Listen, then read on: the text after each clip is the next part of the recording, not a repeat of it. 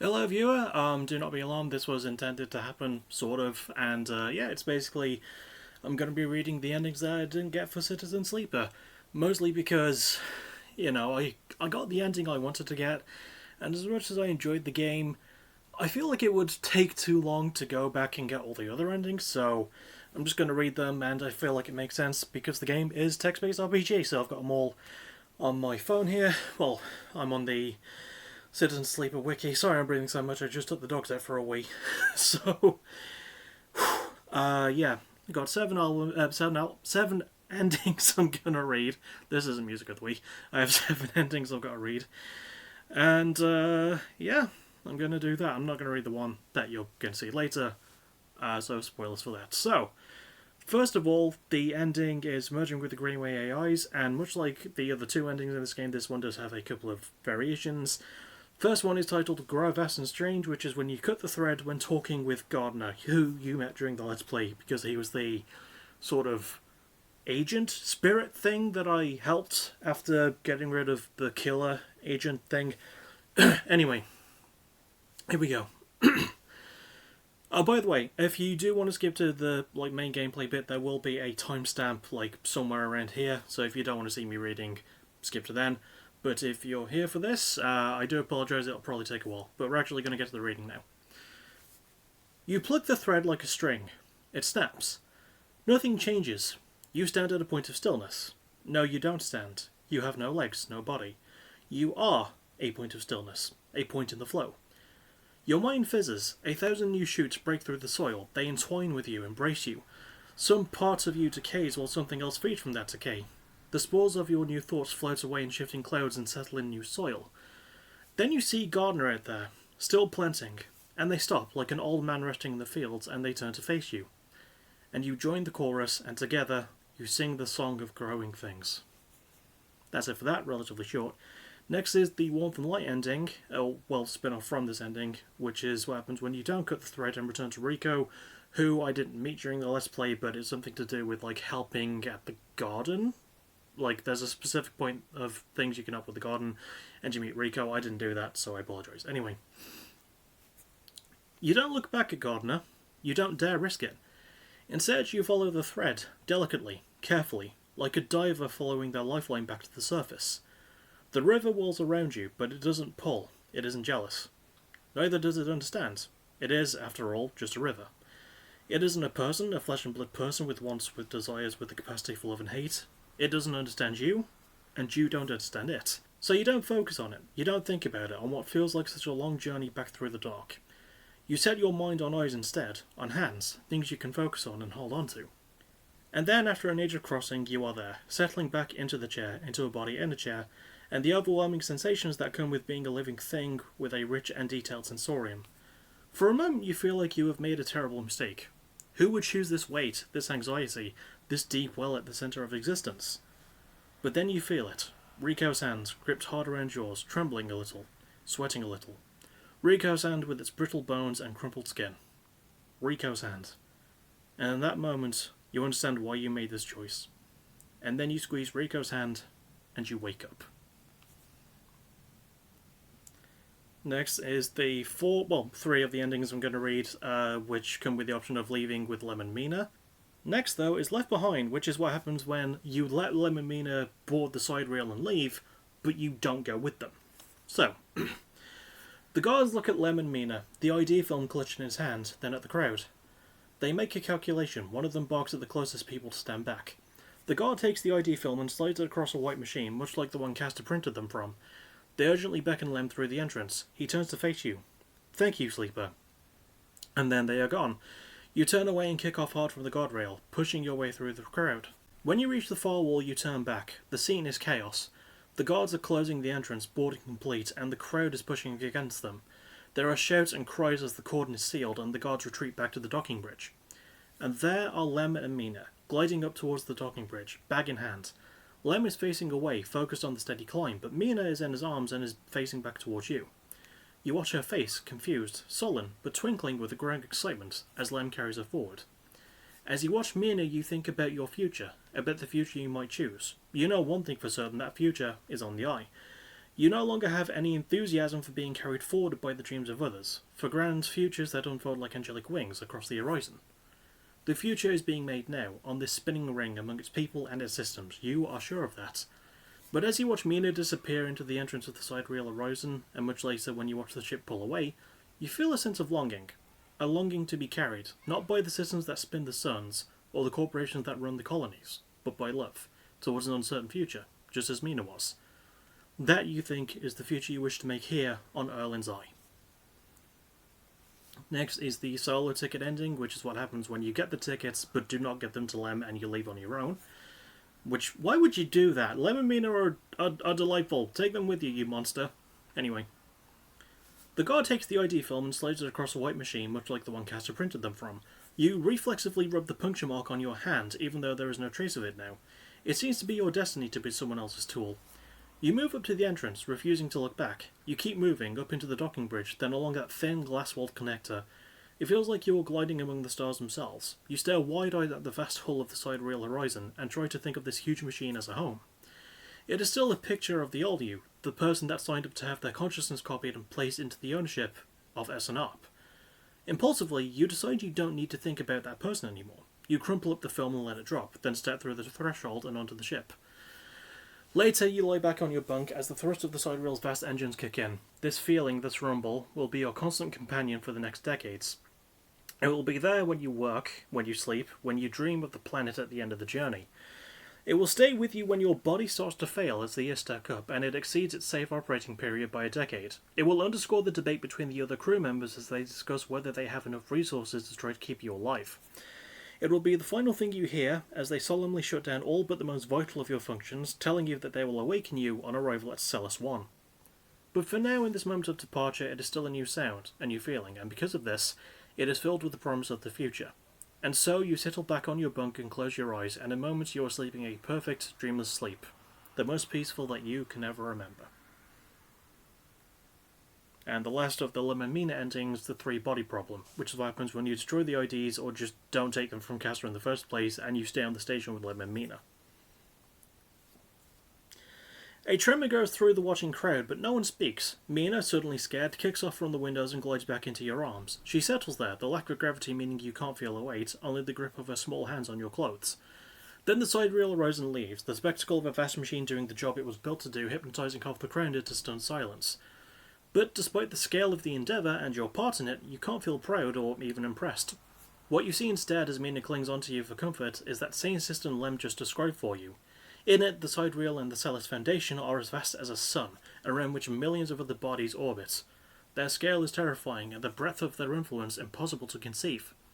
Yet here, in the small nested system of Lem, of Mina, of you, of the Eye with its orbits and transits, and the people that are linked to it, those vast forces can be counted. They shift you, yes, and the people around you, but they do not negate the pull of friendship, the orbits of community.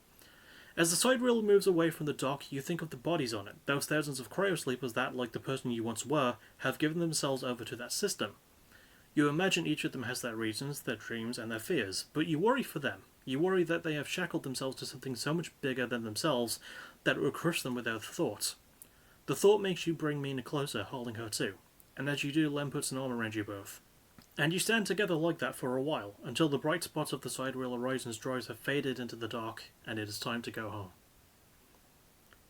And the final one is leaving with Bliss and Ankita. Ankita I met and didn't really help as much as I wanted to. Bliss we didn't meet until way late, spoilers. We're going to meet Bliss in this part of the Let's Play. But this is basically what happens, I think, if you choose to leave with Ankita and Bliss. I'm not sure, and it's called the Starward Passage. This is you. She turns to a small room with a bunk and a porthole to the flickering lights outside. The outside wall is sloped like a roof, and tucked beneath it is a small desk and terminal. Bliss is next door. Though I think she's in the hold right now, she said she wants to make sure the warheads are locked down tight. Ankita observes your nervous response. I mean, they are, obviously. She gives you a look. Ankita slips away, and you look around the room. You go over to the porthole and place a hand on the wall and feel amber purr. You think you're going to like it here. You stay like that for a while, looking at the porthole, one hand on the wall, feeling the ship. It is through that porthole that you will watch the eye getting smaller and smaller, drowning in the black. At some point it will become so small that you could hold it between your thumb and index finger, and then it will wink out, and you won't be able to see it anymore. and it is at that moment that you will finally exhale and collapse into your bunk. In moments you will be asleep, and when you wake up, it will be among friends, on your way to somewhere new. And finally, fixed stars. I think this is what happens when you fix the ambergris for Bliss and Ankita, but you choose to stay anyway. So, yeah, it's the last one too. You both stay for a while to watch Amber and Bliss and Ankita leave, and then Moritz goes to the racks to finally implement a new organizational system, and you head out, promising to be back to check on things soon. As you glide around the soft curve of the hub, you catch glimpses of the distant stars flickering through the windows. They are beautiful, it's true, but by now you think of them as a distraction. In your time on the Eye, you've realised there's nothing out there waiting for you. No fresh starts and no bright futures, just a whole load of problems you haven't found yet. No, your place is here, among the people you know and the problems you know. You wish Ankita and Bliss the best of luck out in the belt, but as you do, you focus on the Eye, on the vast spinning rim that rotates around its hub, on its buildings and flashing lights, on its people and its places. This is your home, and, for now, it contains all the futures you need. And that's it. That is all of the endings read out, and described to the best of my limited ability. So, moving on to the actual Let's Play bit now. Thank you for taking time with this if you did. Oh!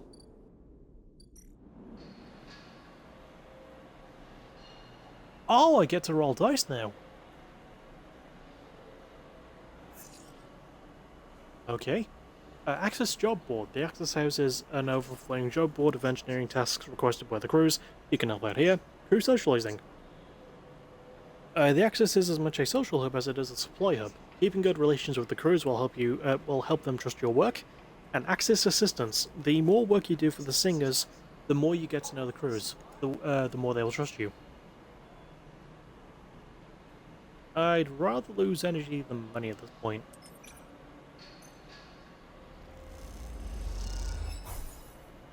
And I didn't lose any. Although I've really got to, like...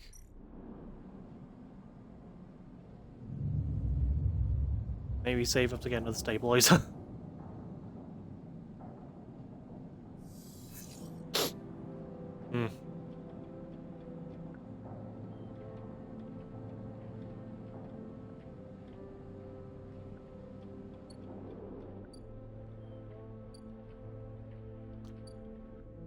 I think I should be safe. That's what I'm gonna do. Goes right to help here first.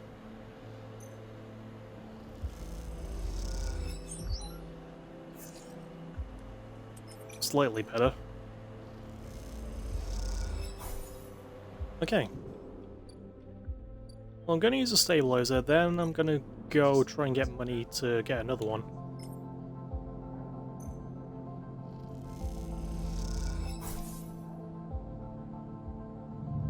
And I'll probably just, like, maybe cut that part out.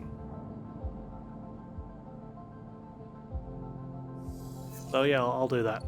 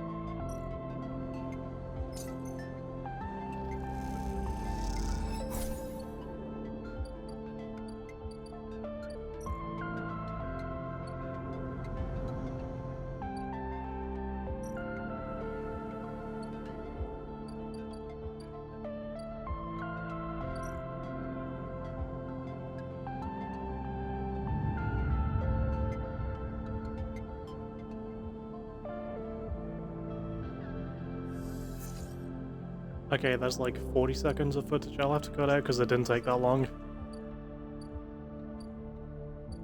I really thought they would take longer.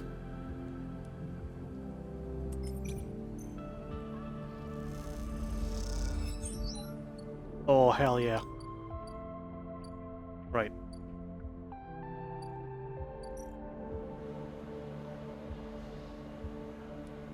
I say we balance it out a bit. Do one, do the other.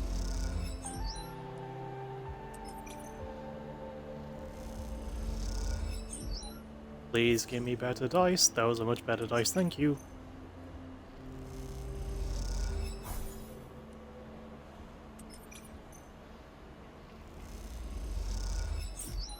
Almost there. So I got a random scrap item.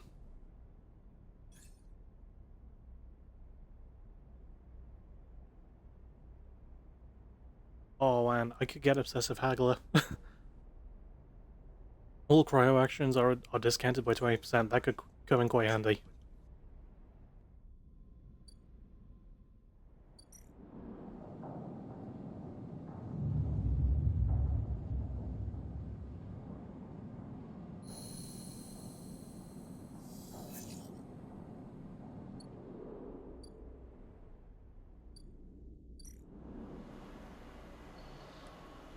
Okay, should be good enough.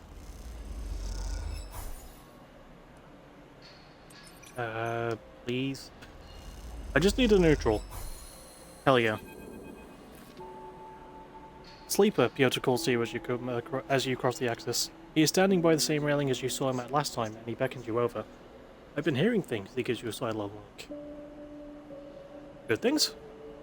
Piotr smiles, mostly. He rubs his hands together nervously. You wait for him to speak. You know, on Song, I was a teacher. He glances at you, anticipating a response. Really? I would have guessed mercenary. Like, personally, I would have guessed something a bit more violent than teacher. Piotr sighs. Don't sound so surprised. No, I legit am. Mechanical engineering. It's an essential subject on the moon where a single mechanical failure can mean the deaths of hundreds. He looks at the ground. The heat, the atmosphere, the radiation, all of it is hostile to us. My students knew this. Their work, their training was respected. As long as they were careful and respected Song themselves, they could have their choice of colony placements. They were always in demand. That meant I was respected, surrounded by friends and colleagues, always able to call in favours and repay them like for like. He frowns. Song colonies are small, close-knit. We look after our own. When the flux events started hitting, colonies went dark overnight. We all knew what those kinds of failures meant. Like always, we lost more people than any of the other moons. He balls his hands into tight fists. Not a single one of my students left Song. Our future was cut off, just like that. My future, he flexes his hands. What am I out here? What use am I? Song is a fading memory, and the systems we built there are useless outside its orbit. How am I supposed to move on from here? He looks at you, eyes steely grey and glinting. Find someone to teach. Piotr pauses, thinking. Wait, he's not actually considering that. You don't give up, do you, Sleeper? You just keep going, Piotr shakes his head. Well, I do have a game to finish. You remind me of a student of mine, one who entered the program from one of the smaller colonies. They didn't have the advantages of some of the others, but they were stubborn. Stubborn as hell. By the end of the program, they were the most skilled of their peers. They didn't get the best assignment, maybe because they didn't spend much time making the kind of connections that would help you get there. But that didn't matter, because I knew they would make the best of anything that they set themselves to do. Piotr is smiling now, buoyed up a little by memory. Seeing as a stubborn Sleeper, we aren't going to change easily, we won't forgive easily or take help easily. But we'll hold strong, you can count on us for that. Piotr stands from the railing. When you see Sol again, you can tell him that. You can tell him how the crews of Everber's Song operate. Tell him we will resist. If that means resisting Hoth's imperialist ambitions, so be it. If it means resisting the Flux, so be it. And if it means to, as you have, help others resist the same pressures, so be it. Piotr smiles, and then tell him to leave us alone. He turns a step later and heads off towards the center of the axis. Sol, I've got great news. Piotr wants you to fuck off. When you arrive at the Bridge of the Pilgrim Seed, Sol is waiting for you. You wouldn't believe the messages that have come through in the past few cycles, Sleeper, he smiles. The ship from Step has sent a goodwill gesture, a whole cache of supplies from their own farms, he smiles. I'm not sure how we'll use them, but the gesture is a welcome one. Fuck. Song, meanwhile, are apparently accepting supplies again, although a little reluctantly, if I may say so, so smiles. I don't expect them to change anytime soon, Grippy said. And what I'm wondering, Sleeper, is what part you had in all of this? Sol eyes you, waiting for an answer. I helped where I could. I've come to expect that of you, Sleeper, he smiles. You look at Sol, his eyes bright and eager, and wonder what he sees in you. Are you a tool to be used, or an ally? It can be hard to tell. I want to show you something. Sol squeezes your shoulder, turning you to face the lift. He leads you along the axis of the ship, towards the engines, the clanking of his suit accompanied by the constant hammering and welding that fills the echoey bulkheads of the Pilgrim Seed at all hours. With the cordon lifted and Shittles said, and Shittles able to go out to salvage scrap and barter for supplies, this ship has become a place of transformation, moving towards some states yet to be revealed to you. You look at Sol. What is his plan here? What is he preparing the Pilgrim Seed for? Or are his sharp eyes simply focused on making it through the next cycle? Suddenly, Sol stops in front of a huge bulkhead door, like the seal on the front of a dry dock hangar. He signals to someone in a cabin high up, attached to the wall, and they begin the process of opening it up. The Pilgrim Seed was built as a short-range freight carrier, you know? The amber warning lights on the bulkhead door sent spinning shadows across Sol's face. We built it to ship the entire harvest from thousands of farms to the silos at Passero. When we realized we'd need to leave, it was the biggest ship we could muster, Sol wraps on a metal plate. And somehow she's carried us all the way out here. You led the evacuation? Me? He laughs. Not even close. I was a farmer, had a whole load of land and people to run it, and my people helped convert this place for the long trip. He looks at his feet. Others led, organized the evacuation, and debated the plan. What happened? Not one of those folks made it. Sol rubs his forehead. We were out in the black a long time before we got hit, Sleeper. Things happen. The upshot is I was chosen to take over. I guess my crew trusted me and I knew the ship. I argued, reminded them that I'm no leader and that I'm sick, but well, when service chooses you... A loud klaxon sounds, indicating the bulkhead doors are ready to open. They groan as they slide back, the metal squeals echoing through the vast ship, bouncing off its hard-plated walls. At first all you see is darkness, then the lights go on, in huge strips that stretch back and back as far as you can see. The space in front of you, a vast bay bigger than any you have ever seen, is empty. When we left Hearth, we didn't have the time or resources to convert the entire ship. Sol begins leading you into the massive space. So much of the freight space we sealed away, shut down.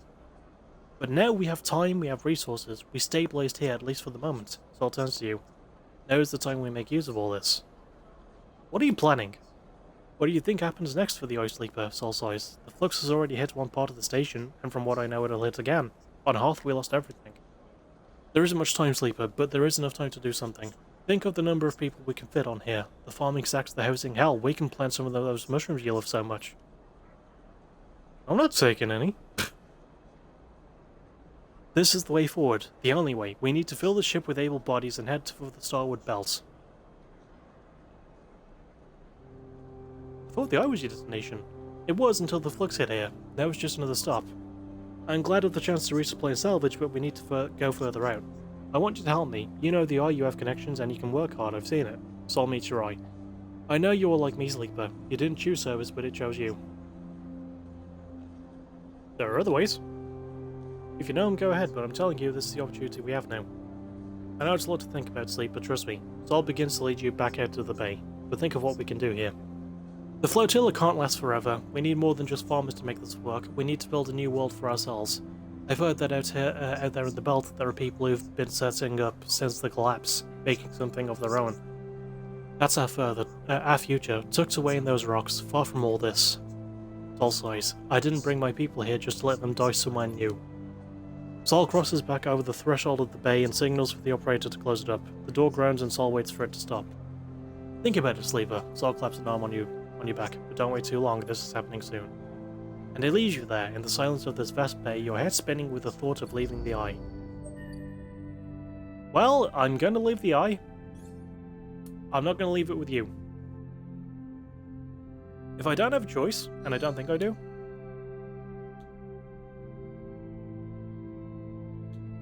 self-repair. I don't really get Scrap though. And this is the one I want, so I'll go with this. But if I'm gonna end the game, I'm gonna end the way I want to end it.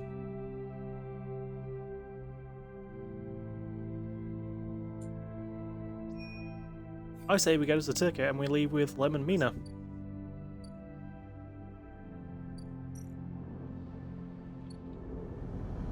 And we're not that far from getting it, if memory serves. How much more do we have to do? Oh no, we're really not far. We could probably get this out right now. Oh, absolutely, absolutely.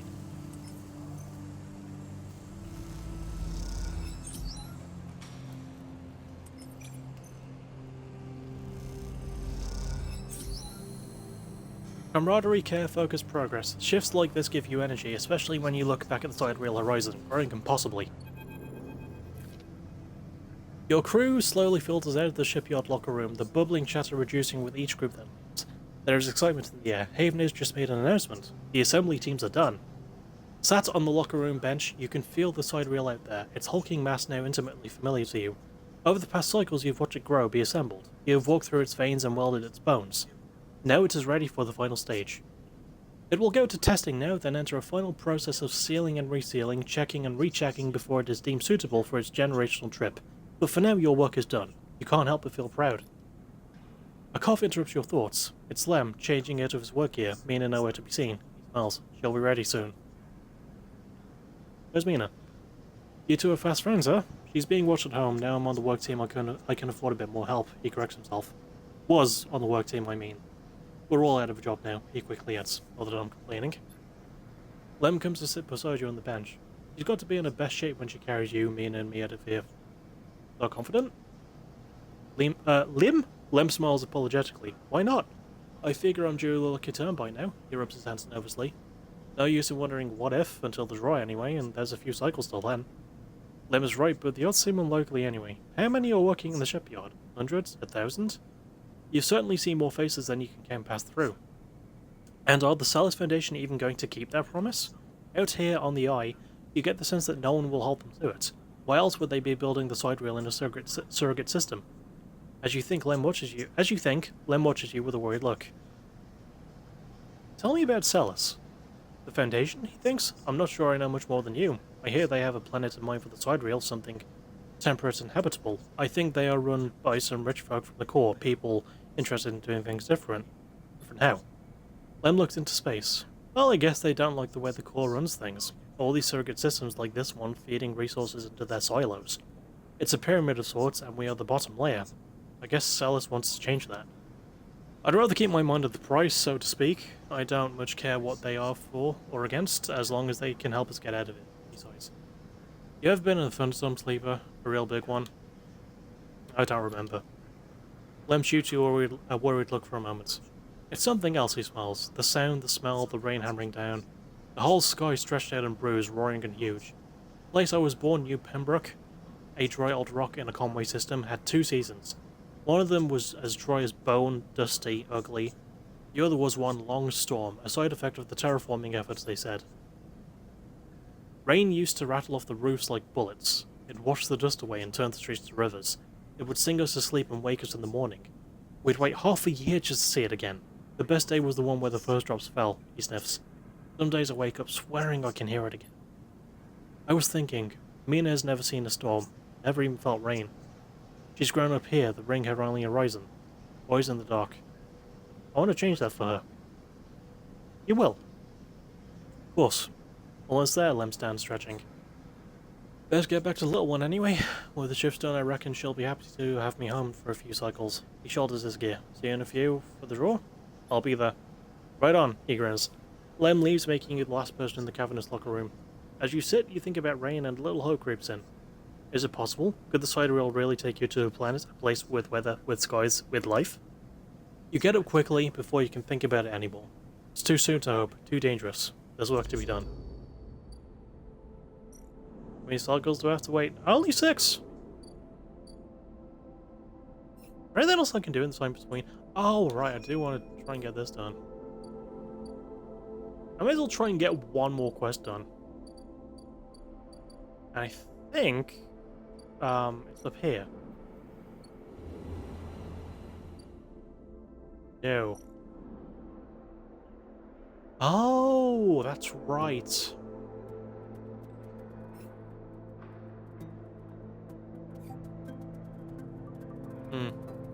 I'll give this a go. Oh, I already did the dice recycle. Actually, oh, aha. I can do the thing.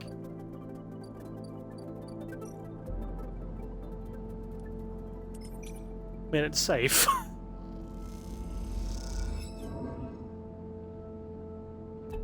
There we go. Cheap users, Drew, piss off.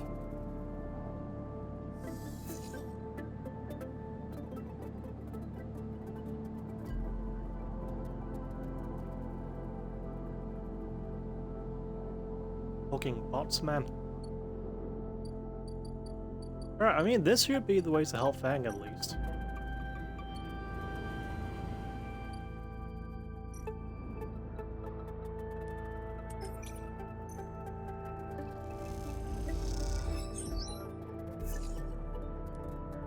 I was hoping for more better dice, but I'll take what I can get.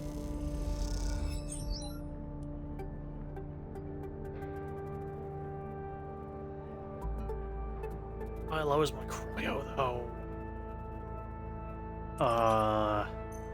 Come on. Be good. Okay. Be good again? Damn it. Oh, well, whoa.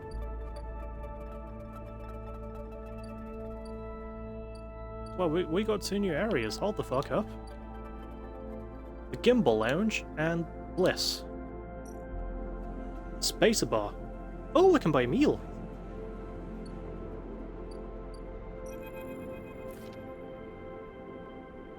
Hello, Bliss. No way, Moritz. You take those substandard filters back to the shit hills who sold you them. You hear the voice echoing out of the bay as you pass. And moments later, someone who you assume is Moritz drifts out with it, dragging a pallet of filter cartridges by a tether. Hey, you out there, the same voice echoes out the entrance. Looking for work? Oh, me? Everyone on the station is looking for work. Get in here. The voice is coming from someone shorter than you expected.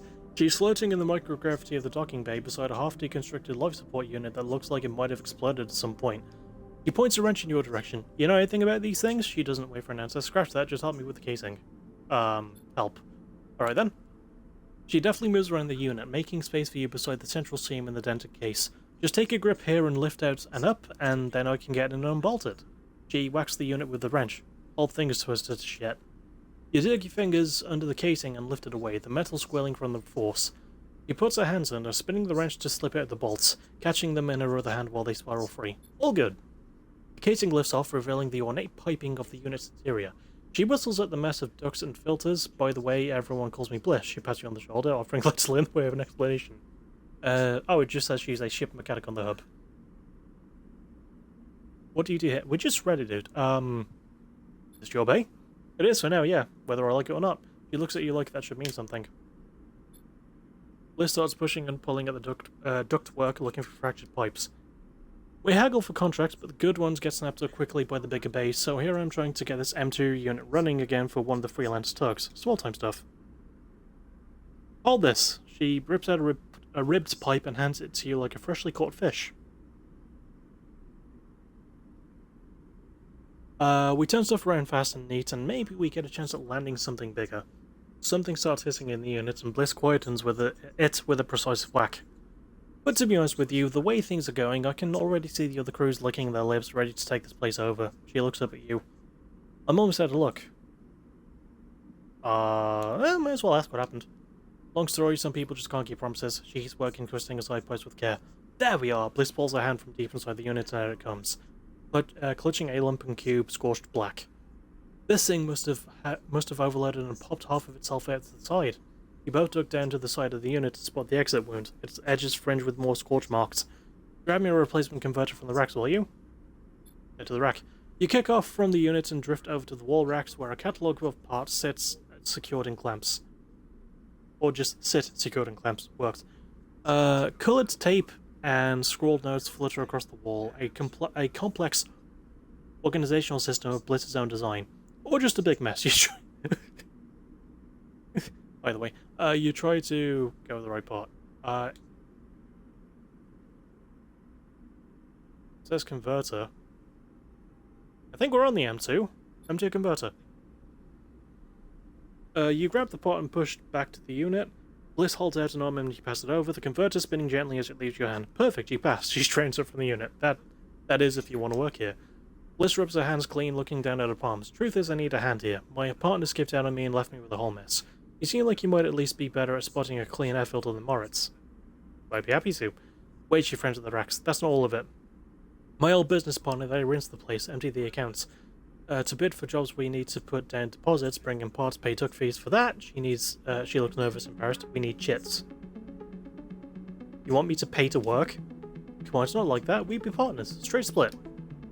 Bliss settles herself against the units and looks off into the distance. I guess I look pretty stupid. Here I am asking any random passerby to be my business partner. No offense, she matches a smile. It is pretty weird. She gives you a sideways look and don't tease me. I like her. Bliss goes back to working on the unit. Look, it's no pressure. You find the money or you find someone who has, or you just forget the whole thing. Up to you. She gestures for you to help her refit the casing and you both slot it back into place. I think I'm going to wrap this one up for now, but if you're into it, come back and we can bid on a new contract. Something to get our teeth into, something that pays. She gives you a serious look. You can trust me. I almost said you can't. You can trust me. I don't say this stuff lightly. You kick away from the bay, propelling yourself back to the handholds at the entrance. You slip out with a wave, and as you do, someone slips back in. You hear Bliss as you glide down the passageway. Moritz, I swear to God, if those filters aren't clean, you smile. He's like, this could be interesting.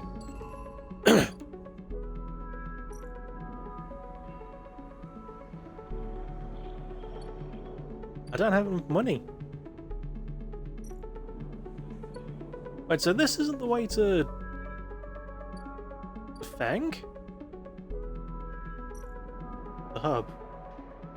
Oh no, there's still one thing to do. One thing to do.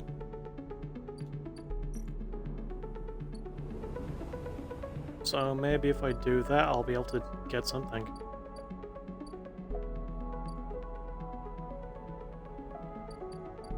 I'm really just looking to fill this. Oh no, I don't need to bother with that. Oh, what's this? Oh, the drawer, right. I've got to keep my eye on that too.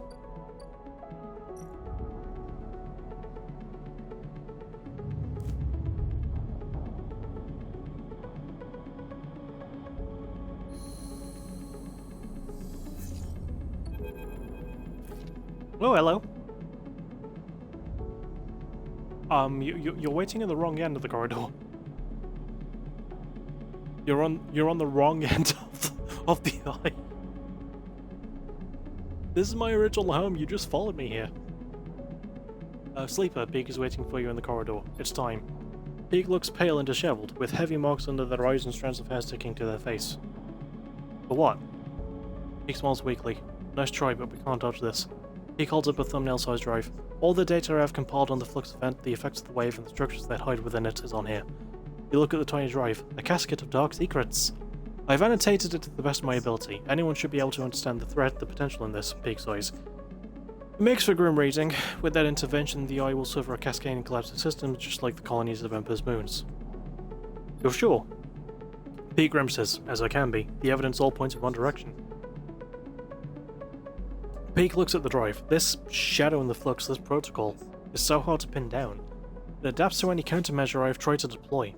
It is like trying to hold water in a cage. It slips straight through.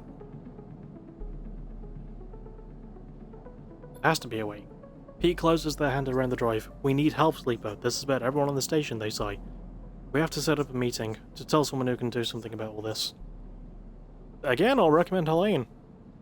Perhaps Pete pauses if anyone can protect the Eye's Havenage, but their internal politics will make it hard for them to act. Will they even listen to us? Well, perhaps, Peak adds thoughtfully. We've been thinking about this all wrong. Peak's eyes glint. Why make a choice when we can tell both of them?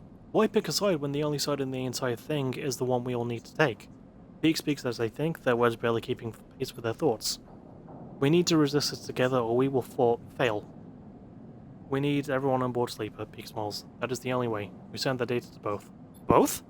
Both, Peak gives you a firm look. I won't play politics here. They look away. Another flux event is coming, I'm sure of it, and I'm not sure we can survive without help.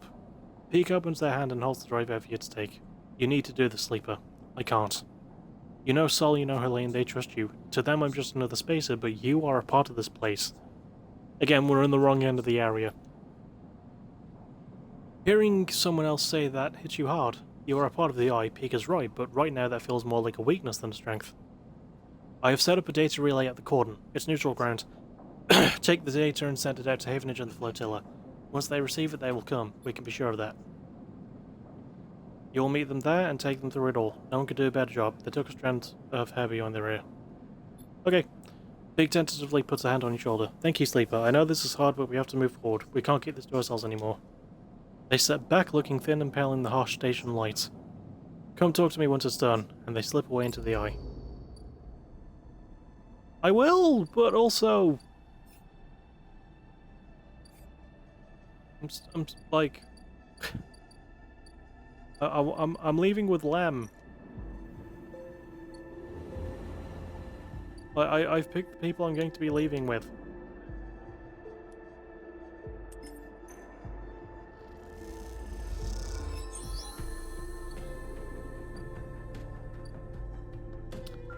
Ah! Keyshow capsules. Space to sleeping berths. The only place to sleep on the hub, hacked off a colony ship and welded to the ring, they are surprisingly expensive to rent. And even in space, rent's crazy.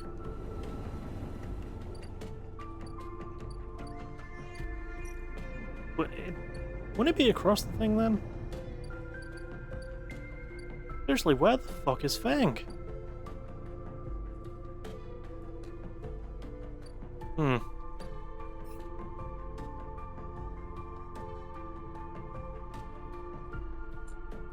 I swear that guy just straight up disappeared. Ugh. Okay, what more is there to do?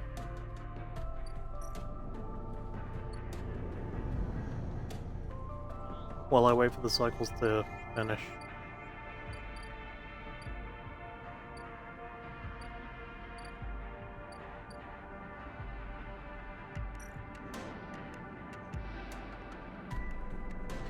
Oh, I don't have a core.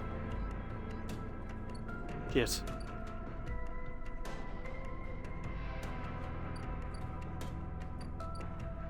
I guess I'll just work at the bar and get money.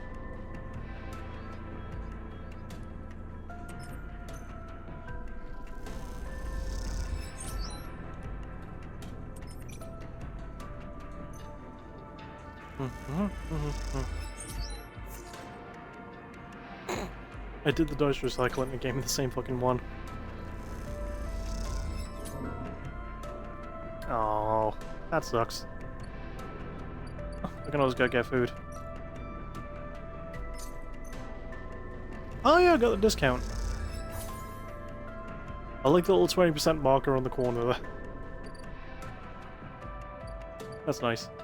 Four more for you, and you're next. Let's hope we get lucky in the draw.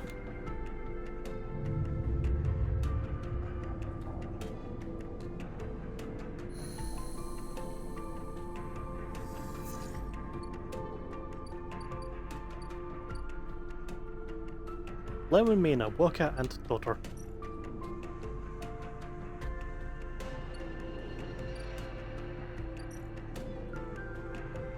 Oh, Salis, right. I was wondering what that was. The crowds have already gathered by the time you get to the shipyard, and you recognize faces among them, people you've worked alongside on the side reel. The intervening cycles have turned their excitement to anxiety, and few of them smile at you. Instead, the nervous energy of the crowd fills the space, creating a feedback loop of growing tension. You pick out Lemon, Mina and work your way over to them, pushing through the crowd. He silently raises his eyebrows at you, his anxiety obvious, but Mina flashes a huge smile, unaware of the tension. Robot, she shouts, reaching out to you. Hi, Mina. She's adorable. She waits frantically, grinning. Quite the turnout, huh? Lem glances around, pulling Mina close. I don't think patience is one of this crowd's strengths. The sound of an argument towards the back catches yours and Lem's attention. He's putting it lightly, this place seems set to explode. This isn't good. Lem doesn't dare answer, but the look in his eyes suggests he agrees. This is Asta Enghart of the Celis Foundation. The announcement echoes from the speakers of the shipyard entrance, and shouts of quiet rapidly follow. I'm sorry I can't be there to meet you all, and thank you on behalf of Sandre Celis for the work you have done on the Sidereal Horizon. Most of the crowd strains to see Asta's face, but the small display shows only a ghostly white figure, smudged and unclear. Sandre wanted me to pass on her personal thanks for your commitment to and belief in the Celis Foundation's mission. We chose the Eye for this project because we knew that we would find like-minded individuals here, especially among the ranks of the Venerable Havenage Association. Venerable's a good word, doesn't get used enough. Unlike most of the core, we neither believe Erlen's Eye to be a threat or a rogue state, but instead an embryo for the formation of a new decentralized social structure, one where each citizen might be the master of their own destiny. A ripple of impatience runs through the crowd. They didn't come here for a sermon. You are all pioneers, just like those core citizens who the Sidereal Horizon will carry in cryosleep to the planet that will become the Foundation's first frontier world, Celis 1. At the mention of the destination world, excited conversations break out among the workers. There, our citizens will be able to create their own innovative bottom-up economic order, aligned with the principles set by Sandre Celis herself. Freedom, resilience, self-sustenance. Is it going to be a rich buttery self-sustenance? Has to get it down in there. This is all thanks to your tireless efforts in the Havenage Yards. As a reward for those efforts, you may know that we are offering a select group the opportunity to join the caretakers of this vision, the staff of the Sidereal Horizon who will maintain the vessel during its multi-decade transit through interstellar space. Lem turns to you, his eyes bright. This is it! This draw has been performed at random by the central AIs of the Foundation, grey AI, and is final and binding. Please note, only licensed contractors of the Foundation are eligible for this draw. I know you've all been eagerly awaiting this day, and without further delay, I will now read the Celis identification numbers of those chosen for this great honour. A murmur runs through the crowd. Celis identification numbers? Licensed contractors? You've never even heard the term mentioned. Is this something you were supposed to be assigned? Oh no, did I mess up? You glance at Lem, but his eyes are fixed forward, wide and shimmering. All around you, people are speaking in hushed tones like a rising wave.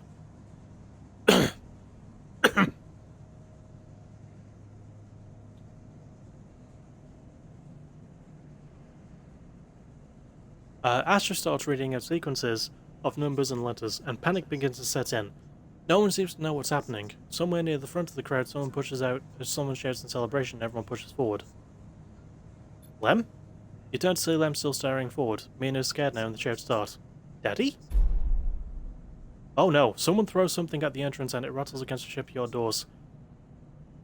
You see for the first time Havenage security stood on either side, scared, arguing between themselves. You can feel the anger rising in the crowd.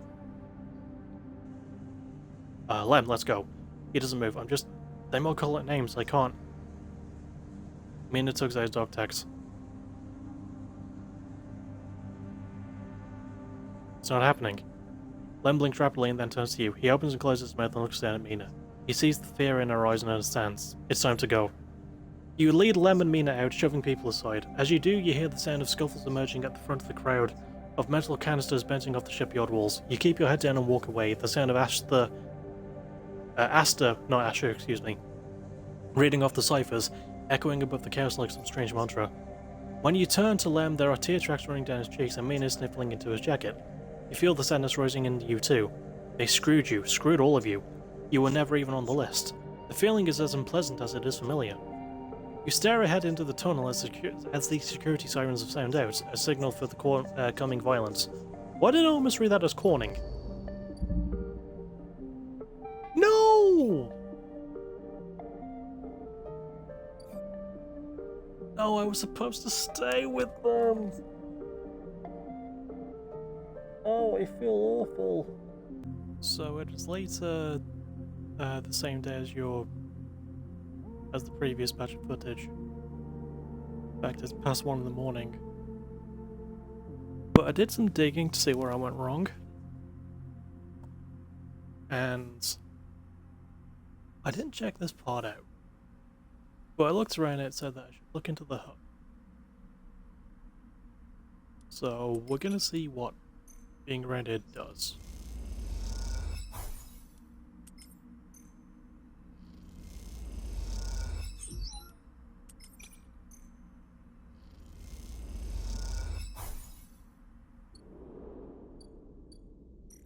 Hopefully I can, like, leave with lemon. Hopefully I can... Oh, it's not over. There's no answer when you buzz Lem's unit, but the door is open. You push the door and find Mina sitting in the middle of the floor playing with Bun Bun. Hi, Mina. Hi, Robert, says Mina sullenly. Bun Bun's bored with it. Who are you? Bun Bun is sad, says Mina, nodding the toy's head in agreement. Like Daddy. You look around the unit. It is a mess. Dishes and glasses on the side, some of Mina's clothes piled up in the corner. Mina is sitting by a bag which is spilled out across the floor, her drawing slate cracked and dark. Play with Mina. He sent beside me, turns away, taking her. But after a little while she turns back and you play together. She insists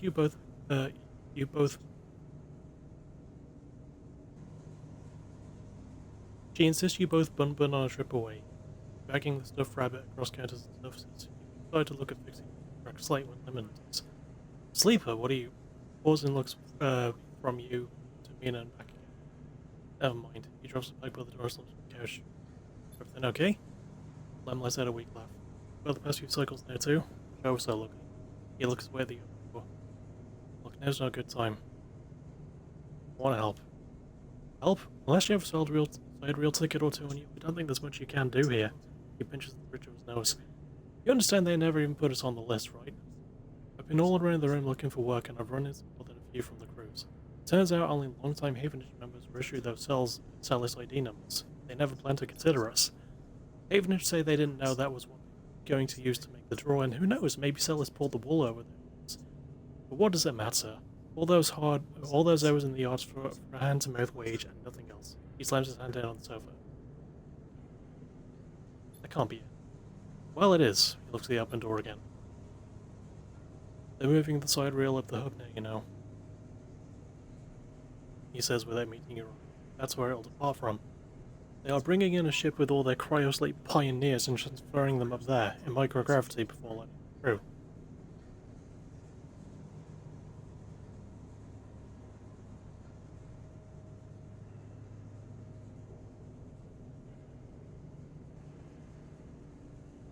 We could sneak aboard. You think they're just going to let people on board? The security they'll have has to be impossible. He looks over at Mina. Look, we'll be fine. We always have been. I just need a little time. We had our hearts set on that trip, is all. Mina comes over and climbs onto his lap. What if I got you on board? I missed you these past few cycles. I miss that optimism. Em strokes Mina's head. Look, you want to go up to the hub and ask around and be my guest. I can't get up there with Mina. And I'm sure the side rail will bring in a crowd, but be careful. The kind of thing always attracts scammers and thieves. Find any way on board, you take it. You need help to get there? Ask me. But for now, me and Mina here are sticking to the eye. He looks up at him and smiles.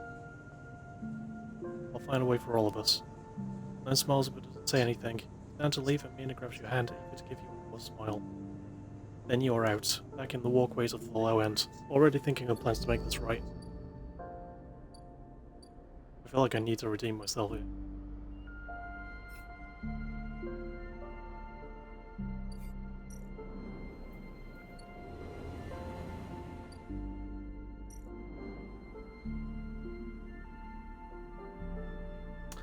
Ah! So I'm already doing it.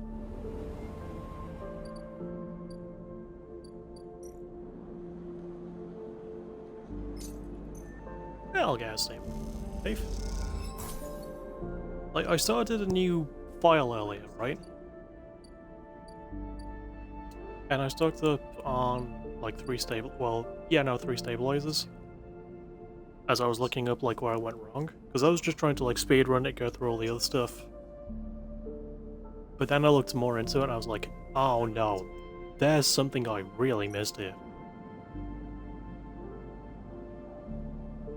I say we... To play it safe, we'll use a stabilizer. Also 20% discount, always handy.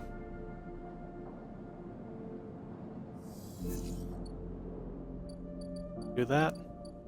We get ourselves some grub.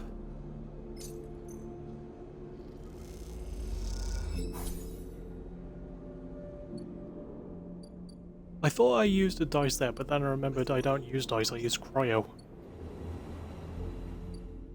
Got that a bit mixed up.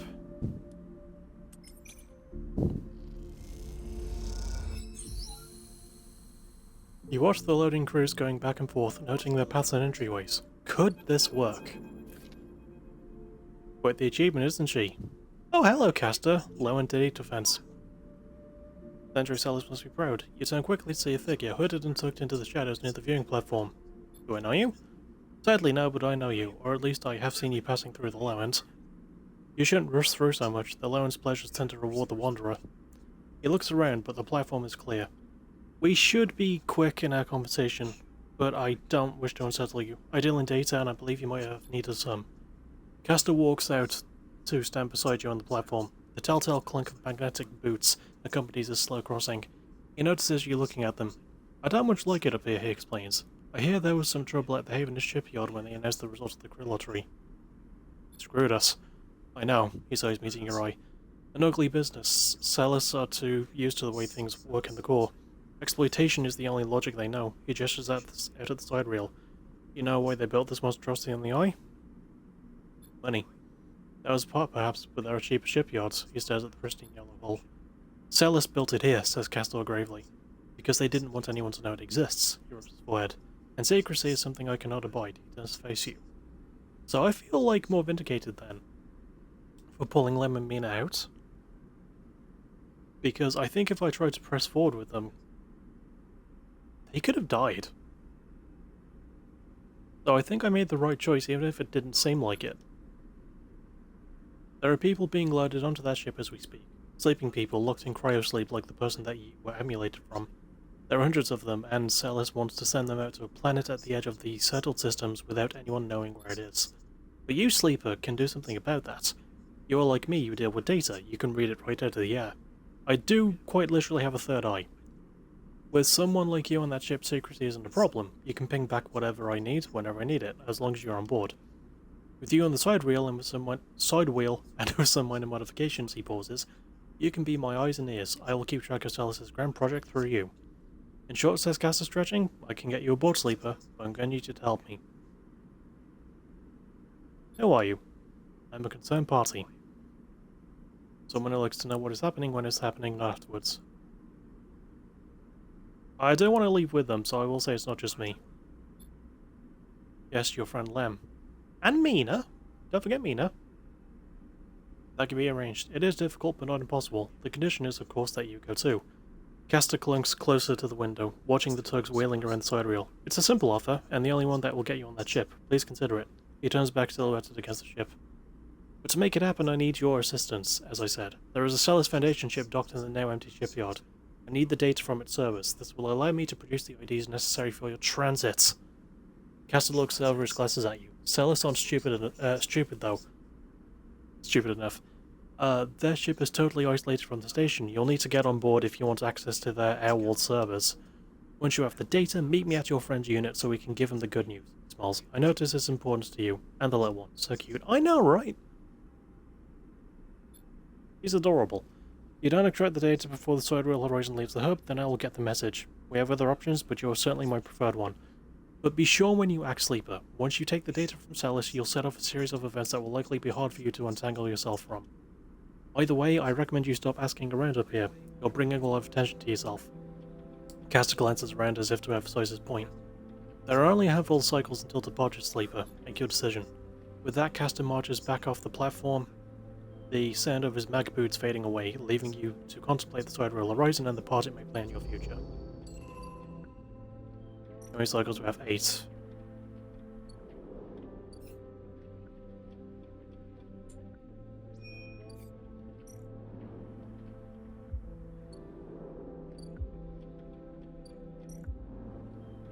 Okay, well, how do I get the data then?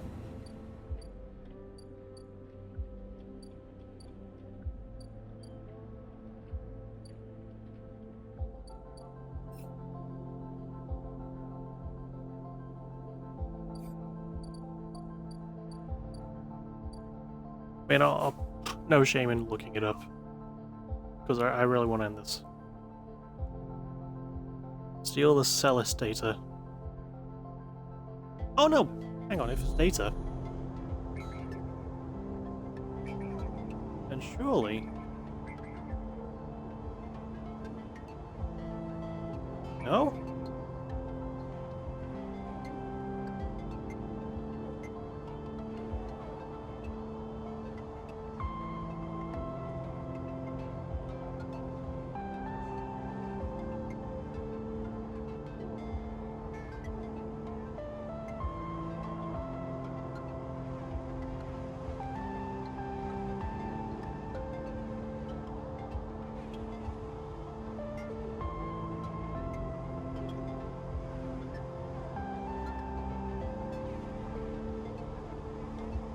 Oh, okay.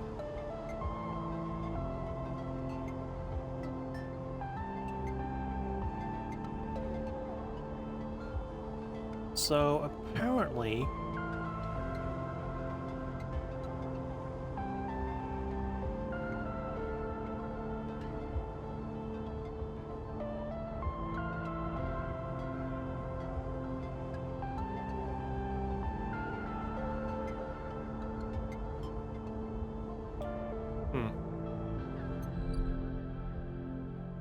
Oh! So I thought... Okay. So I thought it was apparently a bug. But it turns out no. Alright.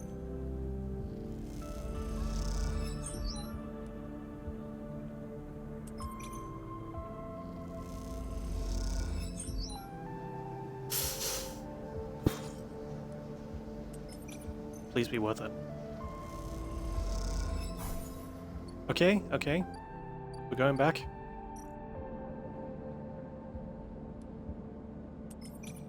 Photosynthesis.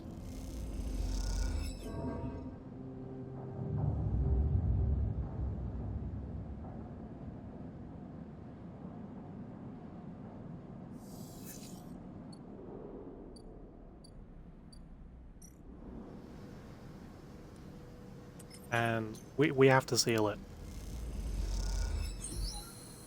Oh yeah, bluff past security. This is the kind of trick that only works once if at all. Time to explore other options. Observe and explore. Down shift, change your security keys, camera position, possible routes to point. Celis lockdown. If security gets wise to the potential breach, the Celis ship will go into lockdown for several cycles. Celis infiltration. Patrol patterns, security information, server room locations. You need to case this place bit by bit.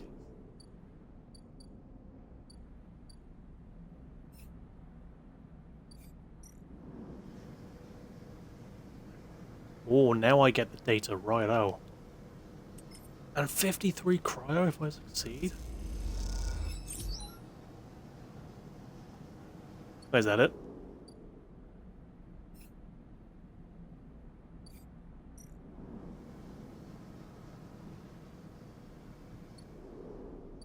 Oh, I think I only needed to do that once. Oh! Ah, okay. Hi, Castor. When you arrive at Lemon unit, Castor is already waiting outside, leaning beside the door. Forgive me, Sleeper, but Celis is already buzzing with news of the breach. I was expecting you. Will this work? Don't worry, the breach cannot be traced to the specific IDs I'm about to create. He reaches into a pocket and produces a sleek green and white hand terminal. Data, please. I got no reason not to trust him. Hand it over. You hand over a drive with the data and Castor fishes around for a converter cable to hook it up. He slots it into the terminal and after some wiring, a set of 2 transparent films marked with numeric sequences are produced. 2 tickets to an uncertain future. Castor smiles to himself. The shot will go with Lim, of course. He pockets them. These are yours, but first, he holds out a white cube. Your side of the deal. What is it? Something to help us make use of you. He passes you the square and you rest it in your palm, a small, white, perfect cube. Suddenly you feel a sharp pain and flinch. The cube jumps from your hand and rattles along the walkway. You look at Castor apologetically. Castor smiles. Not to worry, it's done its job. Now it is for you to do yours. You look down and see a tiny pinprick in the center of your palm. Nothing sinister, Caster puts the terminal on me. This way we can keep track of you on the side real horizon. Whatever you need to do. Excellent. Caster hands you the transparent films, and you see shimmering portraits of you and Lem flickering beneath the surface. Go, give them the good news. Reaches across and pulls the unit. Lem slides open the door, half dressed in his gear. Sleeper, what brings you up here? Come in. He beckons you inside. You look to the side expecting the Caster, but the wall is empty. The unit is cleaner, better organized than last time. Lem sits at the thin bar and gestures for you to sit. Being as with some of the local kids, someone has started doing lessons in the way she seems to like it. Sit. You sit at the bar. What's up, Sleeper? Some news. How with it then? I'm not good. Look, we're gonna do this. Game. Like, one of the things, right, is I have the IDs, yeah?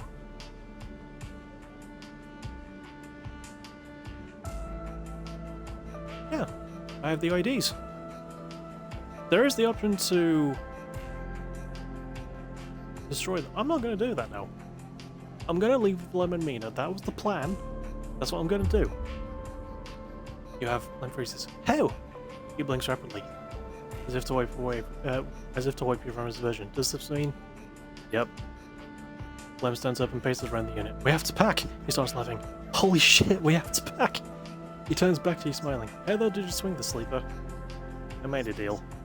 What a deal, calling me impressed. He's showing the ID films and he whistles at the portraits. Impressive stuff. He pats you on the shoulder. You should stay until Mina gets home. We can tell her together. Sure. Suppose a ghost. That'll be her. Lem gets up and opens the door. Mina, a bundle of energy and life, rushes into the room. Robot! She shouts. Lem picks her up. Mina, you won't believe what they brought us. You flash her the passes and she looks confused. We are going away after all, Meanie. He lifts her up above her head. On that big, beautiful ship. I think he lifts her up above his head. Mina screams and Lem laughs. He puts Mina down and she runs over to you and hugs your leg. I love you, robot, she says quietly so you can hear. I love you too. Unfair how adorable Mina is. And a while later, when you leave, you don't even think to check for Caster by the door until it's too late. Stop and turn halfway down the walkway, but there's nothing there.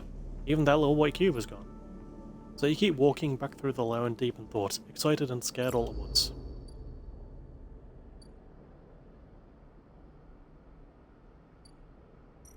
Achievement, the running game. Did whatever it took to get the ticket.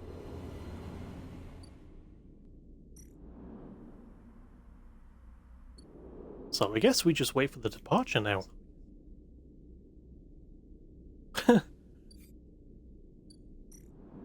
Fuck, I am so relieved. I am so fucking relieved about that. I guess we work then. There's not much else to do.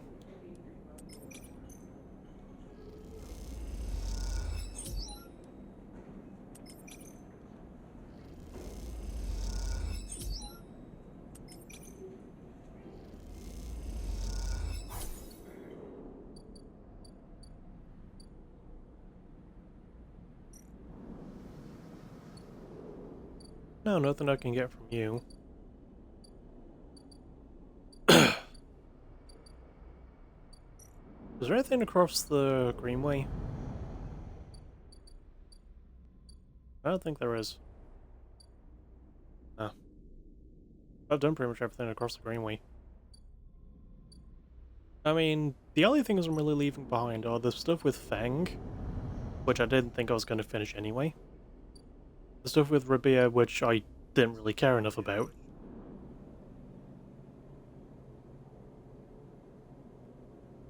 Oh yeah, there's this bit as well.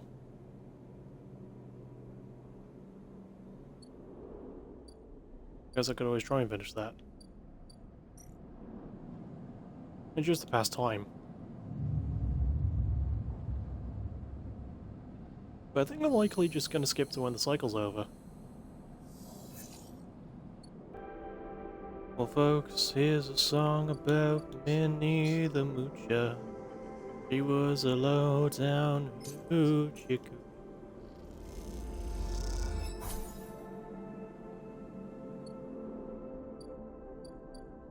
Oh, forgot about the capsule. Does it do anything? Oh, it's just another place to end the cycle. Well, it does say we're going back and forth, I guess.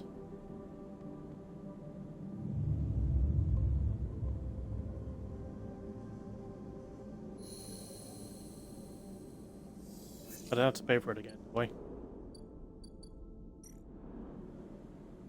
No, okay.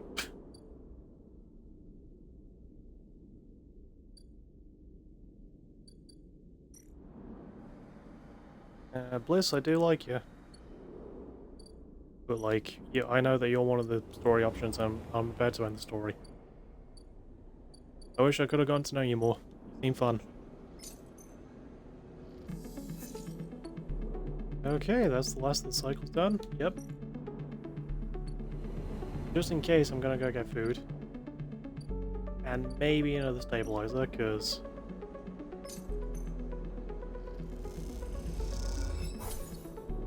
you know, I mean, we don't know exactly how it's gonna go.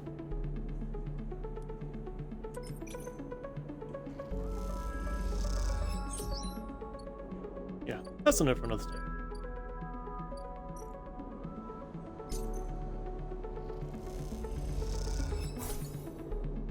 I got 3 of the buggers. That's one for each of us, though. Okay. There is a crowd, but you spot Lim and Mina immediately as you enter the dock. They are waiting at the cordon where Celis security are checking the crew into board the ship. Those that managed to get up to the pub are credited at the entrance, but even they know their chance of getting aboard was long gone. Lem! Lem's watching among the crowd. Sleeper, we're here. They are standing beside a bag which looks to carry all the possessions they have, but it's small enough to be carried in one hand. Hi, Mina. Mina is vibrating with excitement. She seems strangely at home in microgravity, but then you remember that she has spent her whole life in space. Hi, Robot.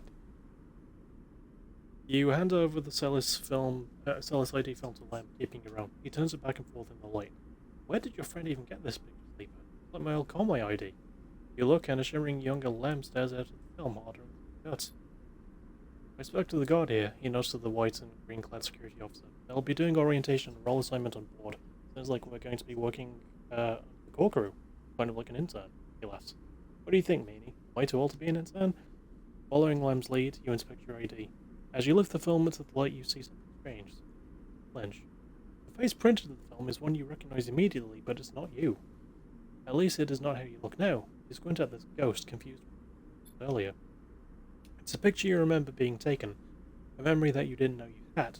You remember signing the forms, the walk to the sleeper tanks, the cold metal floor. You remember the S&OP employee who helped you in, her smile clean and surgical. You freeze in place, thinking of the you that still sleeps somewhere in an S&OP facility. That won't wake until you are recovered and disposed of. Now you are leaving. Will they ever wake up? Lever? Let me interrupt your thoughts. These guys want us to board. You stare at him without thinking, then notice the guard gesturing you to both come forward. You all kick off and float over to them, steadying yourselves on the guardrail. You hang back, letting Lem present his ID film first. The guard slides it across a white machine, much like the one Caster printed them from. You reflexively rub the puncture mark on your hand, even though there is no trace of it now. It seems to be your destiny to be someone else's tool. Lem and Mina are away through, the guard smiling at her excited face. Lem turns back to check you're coming, the guard beckons you closer. I said I was gonna. I'm gonna. You shake off your doubts and hand over your ID film. The guard barely looks at it as they pass it through the scanner and wave you through. A new life built from old things. You okay? Lem asks, concerned as you catch up with them. You're so slow, Robert, Meanie teases, grabbing you at you with hands. Making sure. Lem nods, and you realise how much harder it must have been for him to cross that threshold. Mina struggles in his arms, trying to get to you, and Lem relents, struggling with both the bag and his daughter. Mina tumbles through the microgravity and grabs onto your closer purchase, pulling herself into your arms. You all proceed up the walkway, the entrance to the docking bridge, yawning wide above you. Are we family, Robot? Mina asks as you move, taking you by surprise. I guess so. Mina smiles and presses her head against your chest, pleased by your answer. Any chance I get to take any chance I have to disappoint Mina, I'm not going to take it. Because I want her to be happy. She's had a fucking hard life and she's not even, what, 5? 6? I don't know. You keep moving up into the docking bridge, then along that thin glass-walled connector, at the time, all the time Mina clutching onto you.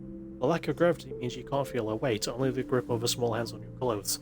You both stare wide-eyed at the vast hull of the sidereal horizon and try to think of this huge machine at home.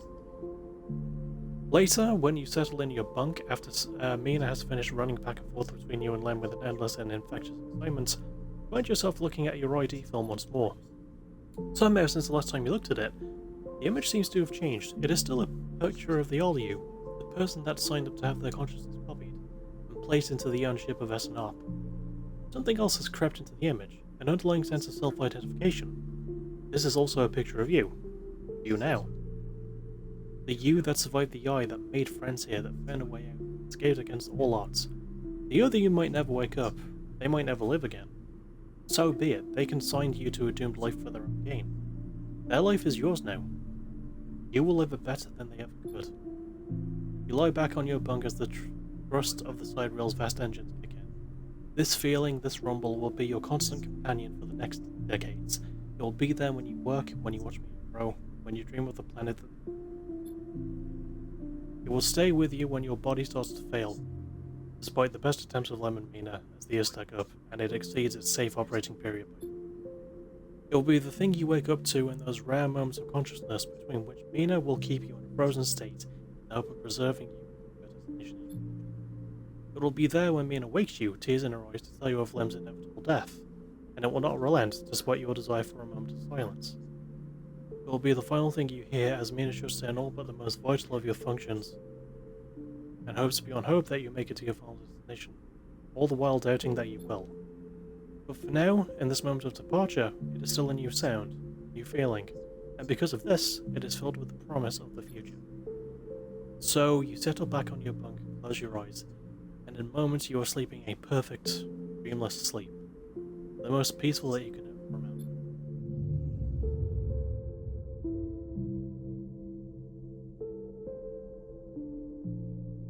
I'm glad I went back to this. I really am.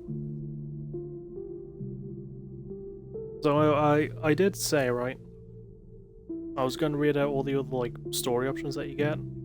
I'm not going to do it here. I'm going to do it, like, you're going to see me do it before I read out the final thing of me leaving.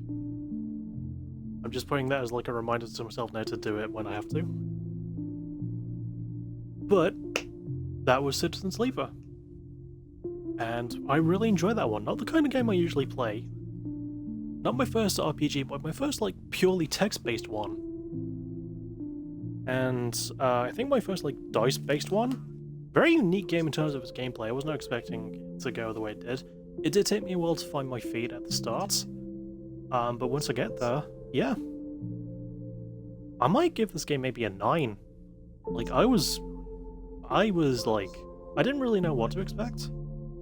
I will admit expectations were fairly high. Again, it's like based on how Yahtzee felt about Citizen Sleeper 2.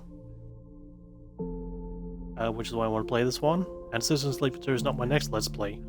But let's go over what I like about it. First of all, the music and the art. Like, those are both absolutely fantastic. I love the characterization as well. I think Ethan might be my favourite, like, character, quote-unquote, in terms of just pure characters. Oh. Really short credits. But yeah, I like Lem and Mina as well. They're freaking adorable. I almost said husband and daughter. Father and daughter duo. And it was really cool to, like, go along and meet more characters. I wish I got more out of Sabine and Feng. And I wish I bothered with the Rabia stuff. And if Bliss's thing didn't pop up so near the end, I would have hardcore focused on that, because apparently that's also quite a good ending. Because the ending options are, you leave with Lem and Mina. You leave with Bliss and Ankita, or you leave... or you cut the thread and leave Gardener. Or return to Rico, which is like... something I think related to the eye. But I sort of lost track of that one.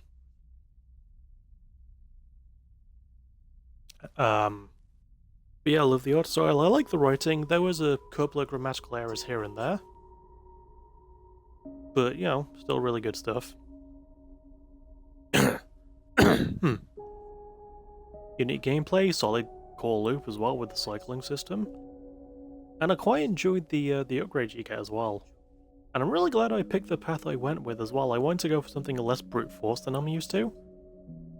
And I think a lot of the upgrades actually reward you for taking that path, so I'm really glad I went the right way with it. So, yeah, I'll play Citizen Sleeper 2 soon. Not right now. Because next is going to be a game called Tunic. And then it'll be Citizen Sleeper 2 after that, I'm hoping. But I'll see you all for that next time, and I hope you enjoyed watching me play this game as much as I like playing this game. As always, thank you for watching. You're awesome. I hope you have a pleasant rest of your day.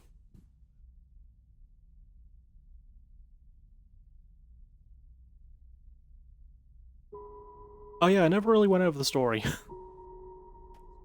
I meant to. I went over how good the gameplay is. I didn't go over story. Yeah, I like that you can. It's sort of choose your own adventure.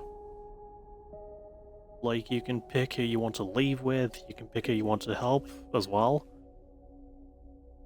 And I only found out, like, really late in, like... But, ow. Accidentally bashed my hand off my table. But, like, even if you fail, you don't feel bad. I didn't... Okay, well, I did feel bad. I really thought that, like, that thing with Lem and Mina at the draw, I truly thought that was it. If I didn't look it up when I did, I don't think I would have finished this game. Or I would have, but I wouldn't have got the ending that I wanted, and I really wanted the ending with Lem and Mina. And I'm glad I picked it as well, because it was surprisingly bittersweet. But I also like the fact that Mina sort of outlives us both. Because if there's someone that should, it should be her. You know, I sort of like the idea of everyone being on the space colony. And most of the people aren't are like old. They're people that have like seen a lot of shit and, you know, are sick with dealing with like Solheim and Havenage and all that stuff. And like, I think Mina's the only child we meet.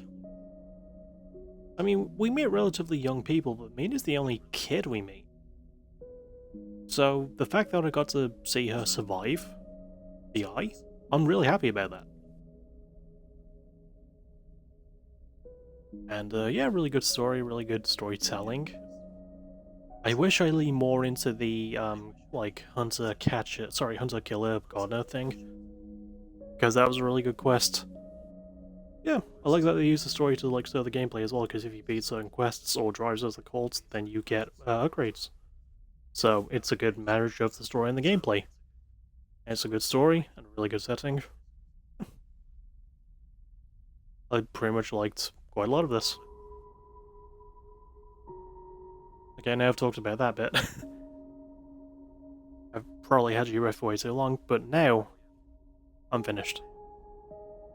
So as always, thank you for watching, you're awesome. Have a pleasant rest of your day.